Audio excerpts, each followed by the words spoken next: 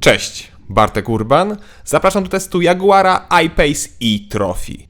Tak, to jest wyścigówka. Elektryczna wyścigówka. W 2018 roku Jaguar rozpoczął serię wyścigową I-Pace e-Trophy, która była takim przedsmakiem dla Formuły E, czyli elektrycznej odpowiedzi na Formułę 1. I I-Pace e-Trophy to były pierwsze międzynarodowe mistrzostwa dla produkcyjnych samochodów elektrycznych. Seria trwała tylko przez 2 sezony, do 2020 roku i podobno powodem wstrzymania wyścigów była pandemia. Niestety, pandemia się już dawno skończyła, a wyścigów wciąż nie wznowiono. I te auta stały sobie tak przez te 3 lata pochowane, aż tu udało się wyciągnąć je z sekretnego hangaru w celu testu. Jak widzicie, I-Pace wyścigowy nieco różni się od seryjnej odmiany za sprawą ogromnego pakietu aerodynamicznego. To znaczy, ogromny to jest spoiler na tyle, który oczywiście jest regulowany i dostosowywany do danego toru. Poza tym wszystkie szyby, poza przednią, są z plexi, a po stronie kierowcy jest malutkie okienko dające nieco powietrza. Uwierzcie mi, to okno robi różnicę, ale o tym będzie później. Dodatkowo auto ma dołożony przedni splitter, ogromny wlot na masce, czy te wycięcia po bokach. Wszystko to w celu lepszego docisku do podłoża oraz przede wszystkim w celu chłodzenia akumulatorów i silników elektrycznych.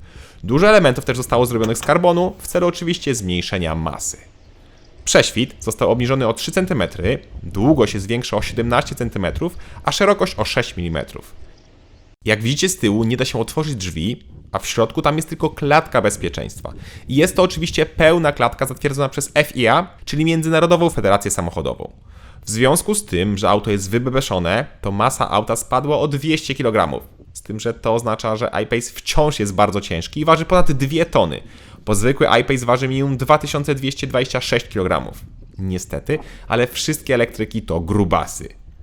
Dlatego też trzeba było poprawić hamulce, które są teraz firmy Upper Racing. Mamy też 22-calowe koła i opony Pilot Super Sport oraz mamy 11-stopniowy system ABS od firmy Bosch. Tak, opony są seryjne i nie są to żadne kapy, tylko w miarę zwykła sportowa opona. Ciekawe. Poza tym są oczywiście spinki, żeby otworzyć maskę czy klapę z tyłu, są też pasy do holowania czy dodatkowe światła. No jest to rasowa wyścigówka, więc tak też wygląda. I jak na rasową wyścigówkę przystało, mamy tutaj m.in. znaki, gdzie awaryjnie można odciąć zasilanie. Czyli jak auto będzie miało jakiś wypadek, to służby wiedzą od czego zacząć. W takim razie wskakujemy do środka, co wcale nie jest takie łatwe. Trzeba się nauczyć wsiadać, bowiem pełna klatka mocno przeszkadza. Tym razem wsiadam bez kasku, ale z kaskiem jest jeszcze trudniej. Dobrze, że kierownica jest zdejmowalna, bo z założoną kierownicą wejście jest praktycznie niemożliwe. Fotel kierowcy jest oczywiście super głęboki, jest to prawdziwy, twardy kubełek, którego zadanie jest tylko jedno: jak najlepsze trzymanie boczne.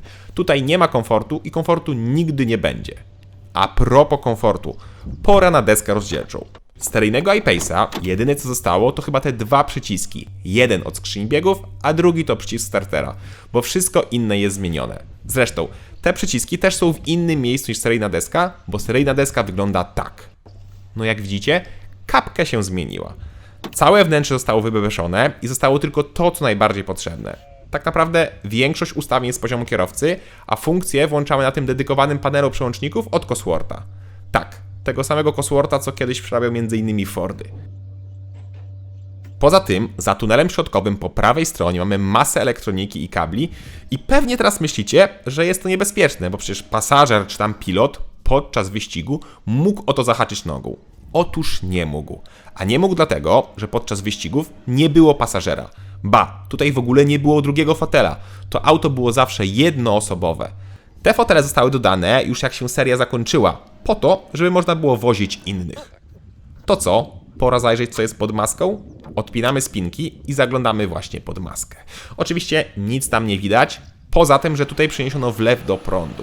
W zwykłym I-Pace'ie jest on od boku, a tutaj został przeniesiony centralnie pod maską.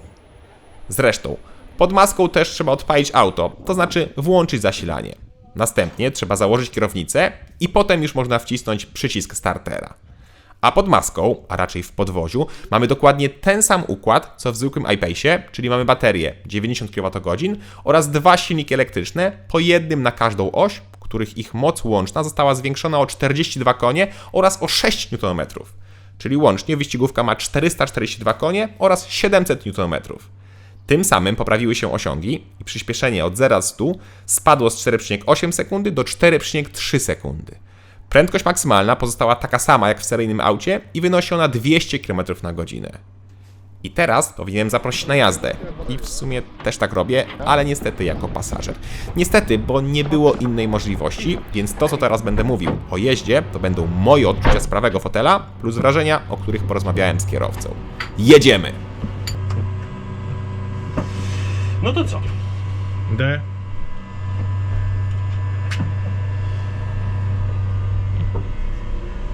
Żyje. Możemy? Tak jest, ogień.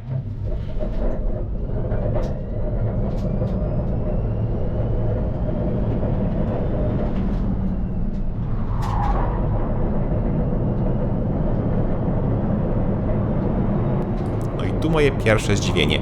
Pomimo większej mocy i mniejszej masy w ogóle nie czuć lepszych osiągów. Ba, tego samego dnia jeździłem seryjnym iPace'em i miałem wrażenie, że seryjny lepiej jedzie. To jednak, czego nie ma seryjny Jaguar, to tak świetnych hamulców i nie ustawia się tak do zakrętów. Testy robiłem na torze Bednary, gdzie ustawiliśmy tor z kilkoma szykanami, nawrotami czy długimi prostymi, tak żeby dało się sprawdzić wszystko. I to, jak samochód ustawia się do zakrętów i jak z nich wychodzi, no to jest coś pięknego. Dodatkowo można podczas jazdy zmienić balans hamulców i tym samym w zależności od toru i umiejętności kierowcy jeszcze inaczej wchodzić i wychodzić z zakrętów.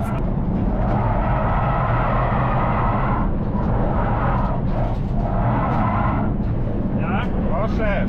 No to jest prawdziwa wyścigówka. I jak na prawdziwą wyścigówkę przystało, jest twardo. Ale też jak na prawdziwą wyścigówkę nie przystało, jest cicho. Każde wyścigówki są głośne, ryczą i tak dalej, no ale nie te elektryczne.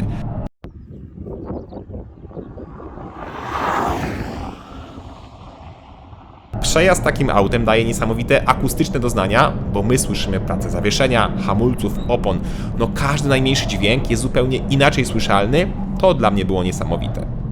Gorzej było z wentylacją w aucie, bo tutaj nie ma oczywiście klimatyzacji, a jedyne powietrze, które do nas dociera, to małe okienko, które jest tylko po stronie kierowcy, bo tak jak mówiłem, pasażera tutaj nie powinno być, więc czekając na start albo dojeżdżając do pitu, to jedyna opcja, żeby się nie ugotować, to była jazda z otwartymi drzwiami.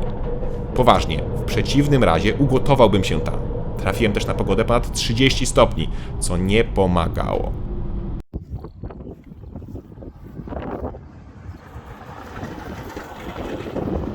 A wracając jeszcze do silników, bo te są jak w seryjnym aucie, ale zostały oczywiście przeprogramowane tak, żeby można było agresywnie jeździć i żeby komputer nie ograniczał mocy przy jeździe poza limitem. Dodatkowo można zmienić rozkład momentu, gdzie maksymalnie może być do 50% na przodzie.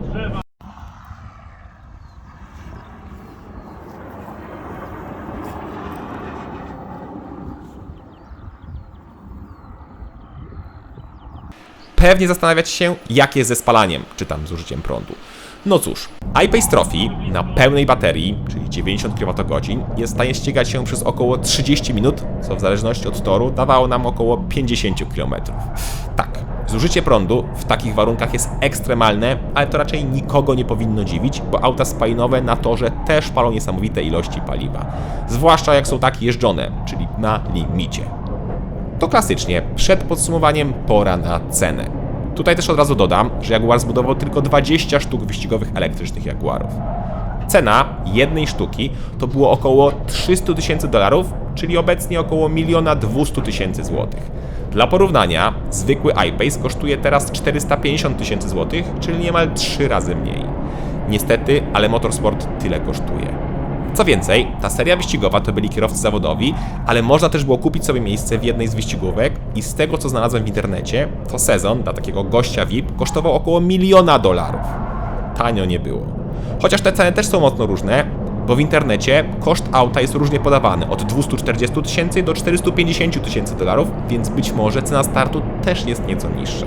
Ale tak czy inaczej jest, a raczej było bardzo drogo, bo seria wyścigowa umarła, podobno po pandemii, chociaż moim zdaniem mogło być inaczej. Pooglądałem trochę wyścigi, bo takie można znaleźć na platformie YouTube i muszę powiedzieć, że brakowało tam emocji. Być może to przez brak dźwięku, a być może przez format. Ciężko mi powiedzieć, ale polecam wam samemu sprawdzić i pooglądać.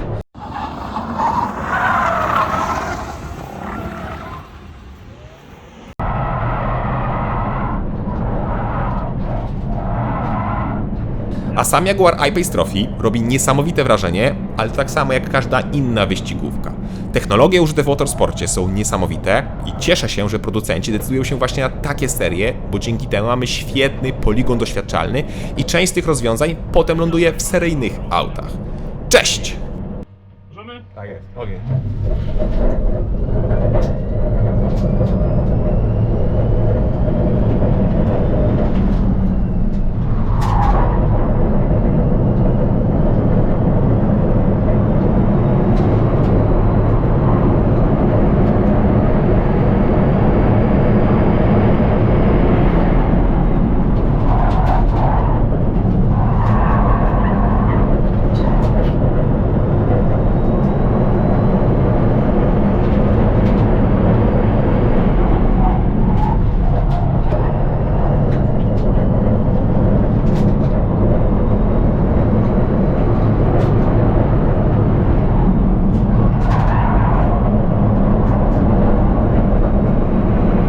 To się zaczyna bardziej rajdowo niż wyścigowo.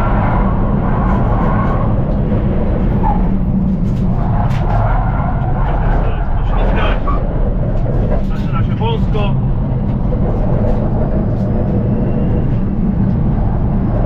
Cięciami drzewa. Zaczyna to wyglądać trochę lepiej. Po zewnętrznej masz taką gałąź, zobacz sobie. Trochę blisko.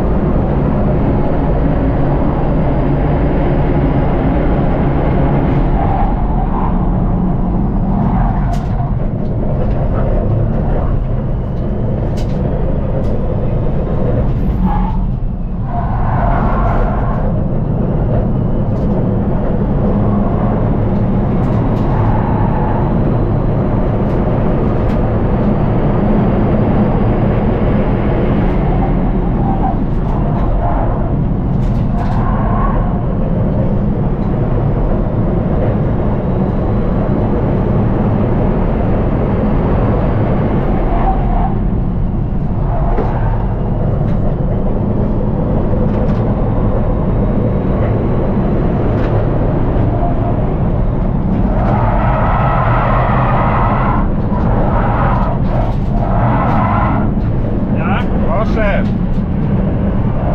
Jak już się przegrzewają trochę opony, to zaczyna kleić bardziej przodem niż tyłem i takie rzeczy się czasem